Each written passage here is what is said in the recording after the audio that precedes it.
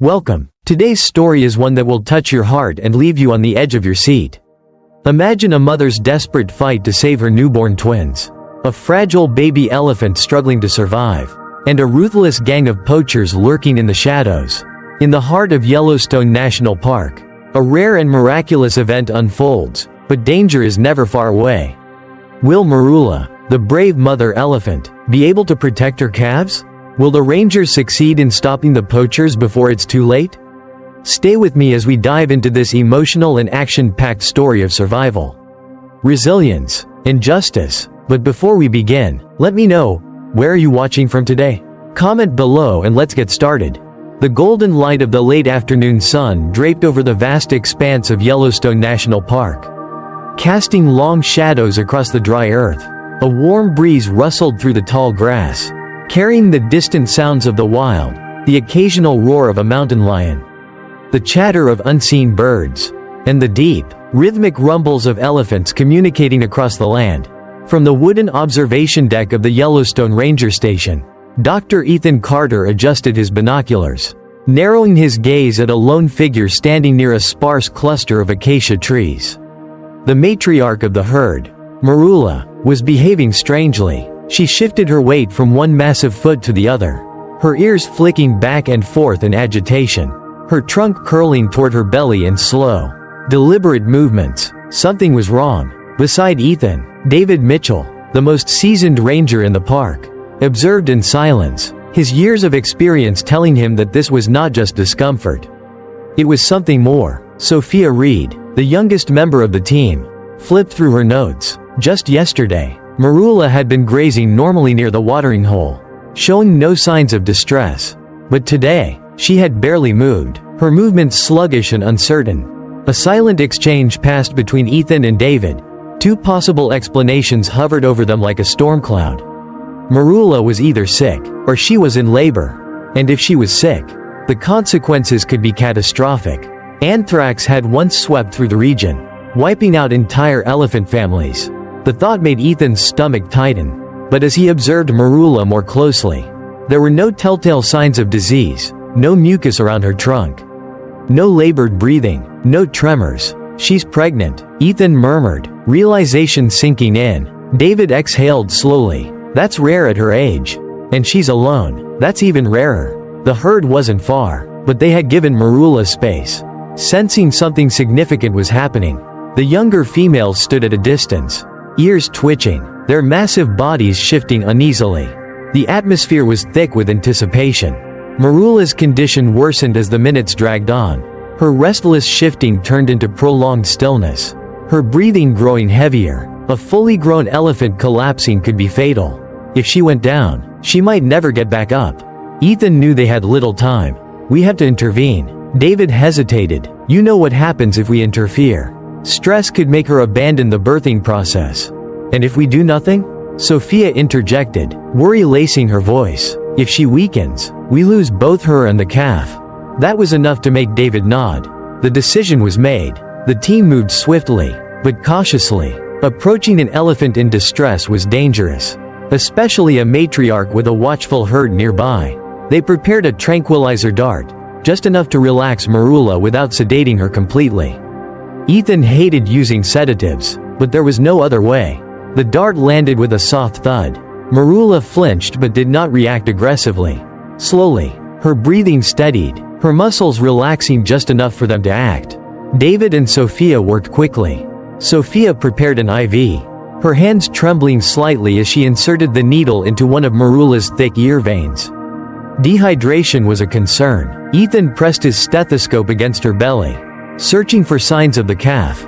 When he heard a faint heartbeat, relief flooded through him. The baby's alive, he whispered, but there was no time to celebrate. The night settled over Yellowstone, draping the land in velvety darkness. A distant howl echoed through the silence, a reminder that the wild never truly sleeps. Marula stood alone, her body swaying slightly. Her instincts told her what the humans now realized. This was no ordinary birth. This was a struggle for survival. Pain rippled through her body, stronger and sharper than before. She braced herself, lifting her head, letting out a deep, resonant bellow. The herd answered from a distance. They knew. They would come if she called again. A powerful push, and suddenly, the first calf slipped into the world. A small, wet body collapsed onto the dry earth, its tiny trunk curling and uncurling as it fought to take its first breath.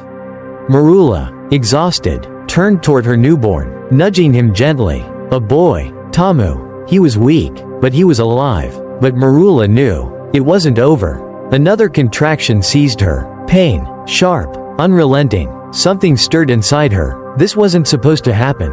A second life was waiting. With one last agonizing push, another newborn slipped onto the ground.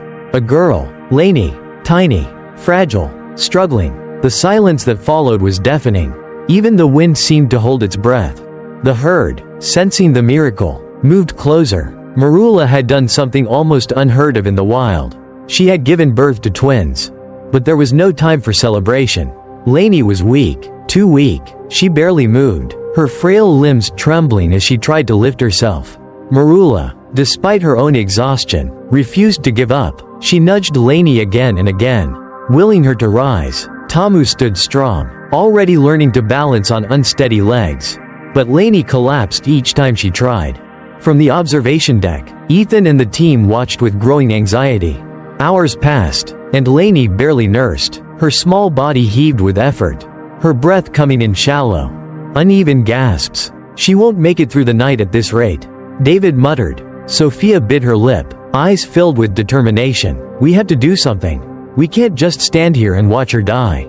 But it wasn't that simple. Intervening could disrupt the delicate bond between Marula and her calf. If they stepped in now, they had to be careful, not just for Lainey's sake, but for the entire herd. Ethan weighed the risks. We help her, but only enough to stabilize her. No sedation, no separation from her mother. Just fluids and support. David exhaled, nodding reluctantly. Then we better move fast. As the team scrambled into action, none of them realized that miles away, in the thick underbrush near the Montana-Wyoming border, another group had already heard about the twin calves. A group with far deadlier plans. The night was still over Yellowstone National Park, but an uneasy tension hung in the air. The distant calls of nocturnal predators echoed across the wilderness, and a strong wind carried the scent of something unnatural. Dr. Ethan Carter stood on the observation deck, his hands gripping the railing as he scanned the horizon. His instincts told him something wasn't right.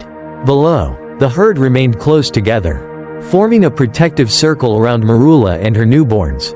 Lainey lay curled up against her mother, her small body shivering, while Tamu stood on wobbly legs, staying close to his family. Sophia Reed, crouched beside them, whispered soft reassurances as she watched Lainey struggle to lift her head.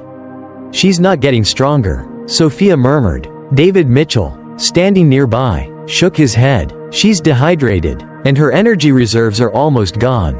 If we don't act soon, she won't make it." Ethan sighed. He had spent his career fighting to protect wildlife. But this was different. This was personal. "All right," he said finally. "We go in. No sedation, no separation from her mother. Just fluids and support." Sophia nodded, her determination unwavering. "Let's do it." The team moved quickly, gathering medical supplies. David prepared a hydration pack while Ethan readied a syringe with vital nutrients. As they approached Marula, the massive elephant lifted her head, her eyes filled with exhaustion and fear. "It's okay, girl," Ethan said softly, his voice steady. "We're here to help." Gently, Sophia inserted the needle into Lainey's ear vein, securing the IV line. The tiny elephant flinched but didn't resist. Marula let out a deep, rumbling sound, her trunk resting protectively over her daughter. As the first drops of fluid entered Lainey's body, hope flickered in Sophia's eyes. But the team wasn't the only one watching. In the dense brush near the Montana-Wyoming border, Vince Holloway, known as Ghost, crouched low, his eyes fixed on the herd. His men, hidden in the shadows, whispered among themselves, waiting for his orders. "This is it, Raymond," Ray Turner murmured, his gaze locked on the vulnerable calf. "We strike before sunrise." Vince smirked, pulling a small knife from his belt. "They care too much. That's their weakness. For poachers like them, patience was everything." The conservationists were occupied with Lainey, too distracted to notice what was creeping toward them. The plan was simple: isolate Laney, neutralize Marula if necessary, and disappear before the Rangers could react. A newborn elephant was worth a fortune, and in the underground market, a rare twin was even more valuable. "We move in an hour," Vince said, his voice cold. "Be ready." Back at the Yellowstone Ranger Station, Ethan felt his unease grow stronger. The wind had shifted, carrying with it an unfamiliar scent, sweat, metal, and something else. Danger. Before he could react, a loud crack echoed through the night. A flare exploded in the sky, bathing the land in a bright red glow. The herd erupted in panic. Marula let out a deafening trumpet, her massive frame shifting protectively over her calves. Tamu, startled, pressed against his mother, while Laney let out a weak, frightened cry. "They're here," David shouted, grabbing his rifle. From the darkness, figures emerged, silent, swift, and deadly. Vince and his men moved with precision, their weapons raised. One of them fired a dart. It struck Marula in the shoulder. She roared in fury, her body swaying as the tranquilizer took effect. But she was strong, too strong. Instead of collapsing, she charged. "Fall back," Ray shouted, but Vince refused to retreat. He lunged forward, rope in hand, ready to grab Laney. And then, a sound of pure fury. Marula, despite her exhaustion, launched herself forward, her tusks slashed through the air, missing Vince by inches. The ground shook beneath her as she trampled one of his men, sending him sprawling. "Abort," Ray yelled, but it was too late. The herd had responded. Dozens of elephants surged forward, their thunderous cries shaking the night. Dust and debris filled the air as the Rangers opened fire, warning shots aimed to scare, not kill. Vince snarled, knowing the mission was lost. "We're done here," he spat, disappearing into the trees. When the dust settled, the poachers were gone, but the damage was done. Laney trembled but was alive. Tamu pressed close, his small trunk wrapping around his sister in silent comfort. Ethan exhaled deeply. "We got lucky." Sophia, still shaking, looked at Laney. "What if they come back?" "They will," David said grimly, "but so will we." Across the wilderness, Vince sat near a dying fire. His jaw clenched. He pulled something from his pocket, a GPS tracker. From Laney's collar. "They can run," he murmured, watching the blinking red light. "But they can't hide." The first light of dawn crept over Yellowstone National Park, casting golden hues across the wilderness. The night had been brutal, but the Rangers and the herd had survived. Dr. Ethan Carter stood near the observation deck, his grip tight on his rifle. He hadn't slept. None of them had. Laney lay curled beside Marula, her tiny frame rising and falling with each shallow breath. Tamu stood close, his small trunk curling protectively around his sister. The herd, though shaken, remained a solid force around them, a testament to their resilience. Beside Ethan, Sophia Reed scanned the trees through her binoculars. The poachers had fled, but they were far from defeated. "They'll come back," she said, breaking the silence. David Mitchell, standing a few feet away, nodded grimly. "And we'll be ready." They had won the first battle, but the war wasn't over.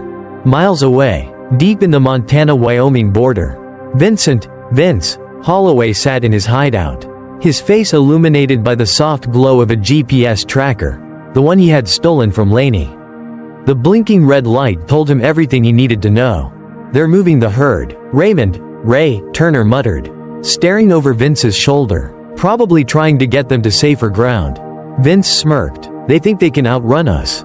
"We're outnumbered," Ray warned. "We barely made it out last time. Then we changed the plan." Vince leaned forward, his tone sharper. "We don't need both calves. We just need one." Ray hesitated. "You mean, the weak one?" Vince said coldly. "Laney, she's worth more alive anyway." Silence hung between them before Ray gave a slow nod. "We move tonight." Back at Yellowstone, the Rangers prepared for the worst. Ethan had arranged for extra patrols, but they all knew it wouldn't be enough. "They'll come before nightfall," David predicted. "They'll try to take Laney. Then we make sure they don't," Sophia said fiercely. The plan was simple. Move the herd toward the deeper parts of Yellowstone. Away from open terrain, the trees would provide cover, and the Rangers would set up perimeters around the area. They wouldn't be caught off guard again. The afternoon sun bore down as they moved. Marula, despite her exhaustion, walked with unwavering strength. Tamu trotted beside his sister, as if sensing the danger ahead. Then, a sudden rustle in the trees. Ethan froze. "Stop!" The air grew tense. The elephants stirred uneasily, sensing something was wrong. And then, gunfire. A deafening shot rang through the air, and chaos erupted. The herd trumpeted in alarm. Marula swung her trunk wildly, shielding her calves as the rangers rushed to their positions. Ethan fired a warning shot into the air, but the poachers were already closing in. From the shadows, Vince emerged, his rifle raised. "Step aside, Carter." Ethan stood his ground. "You're not taking her." Vince smirked. "I don't need your permission." A whistle from behind him, and suddenly Ray and two other men lunged forward, nets in hand. Their target, Laney. But they had underestimated one thing. Marula, the matriarch, fueled by pure maternal rage, charged forward with the force of a landslide. Vince barely had time to react before her massive tusks sliced through the air, missing him by mere inches. One of his men wasn't as lucky. A single swipe from Marula's trunk sent him flying, his body crashing against a tree with a sickening thud. The herd responded instantly. Tamu, despite his size, let out a fierce trumpet. His tiny frame pressed close to his mother's. The other elephants surrounded Marula, forming a solid wall of flesh and muscle. But Vince wasn't done. With a snarl, he raised his rifle, aiming directly at Laney. A gunshot cracked through the air, but it wasn't Vince's. He staggered back, clutching his arm, blood seeping through his sleeve. David lowered his rifle, his face dark. That was a warning. Vince glared at him, but he knew it was over. His men were either down or retreating. The herd was too strong. The rangers were too prepared. With a final look at Laney, he spat onto the ground. "This isn't over." Then he vanished into the trees, disappearing like a shadow into the night. The aftermath was silent. Laney, though frightened, was safe. Marula stood over her protectively, her massive body still trembling with adrenaline. The herd, though shaken, remained strong. Ethan exhaled deeply, watching the trees. "They'll try again." Sophia wiped the sweat from her forehead. "Then we'll be ready." For now, the battle was won. Days passed, and as the sun set over Yellowstone, something incredible happened. Laney, for the first time, took a full, steady step. She wobbled, but Tamu was there, nudging her encouragingly. The rangers watched in awe as she moved. No longer the fragile calf they had feared would not survive.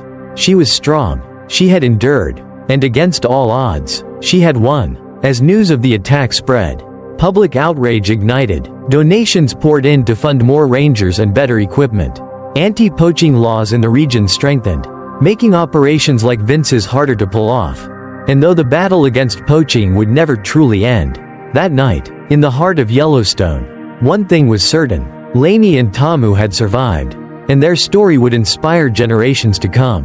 The story of Marula, Laney, and Tamu, a mother elephant and her rare twin calves, is a powerful reminder of resilience, love, and the ongoing battle between good and evil. Marula's unwavering determination to protect her babies teaches us that a mother's love is one of the most powerful forces in nature, capable of defying all odds. Laney, the fragile newborn elephant, symbolizes the struggle for survival, proving that with care, unity, and perseverance, even the weakest can overcome adversity. The fight between the rangers and Vince Holloway, the ruthless poacher, highlights the dark reality of illegal wildlife hunting and human greed. However, it also shows that courage, teamwork, and dedication can make a difference. Dr. Ethan Carter, David Mitchell, and Sophia Reed remind us that standing up for what is right, even in the face of danger, is a duty that must not be ignored. Evil may never fully disappear, but as long as there are people willing to fight for justice, hope will never be lost. More importantly, the story emphasizes that every life matters, whether human or animal. The world's ecosystems depend on balance, and it is our responsibility to protect and preserve wildlife. Public awareness and collective action can lead to real change, just as the world's support for Laney, the tiny elephant who defied the odds, strengthened conservation efforts. In the end, Laney's survival is more than just a victory for one elephant. It is a symbol of resilience, justice, and the power of fighting for what is right. Thank you for watching. I hope this story moved you and reminded you of the importance of protecting our wildlife. The fight against poaching is far from over. But with awareness and action, we can make a difference. If you enjoyed this video, don't forget to like, share, and subscribe for more emotional and powerful stories. Let's continue to spread the message and stand together for justice. See you in the next story.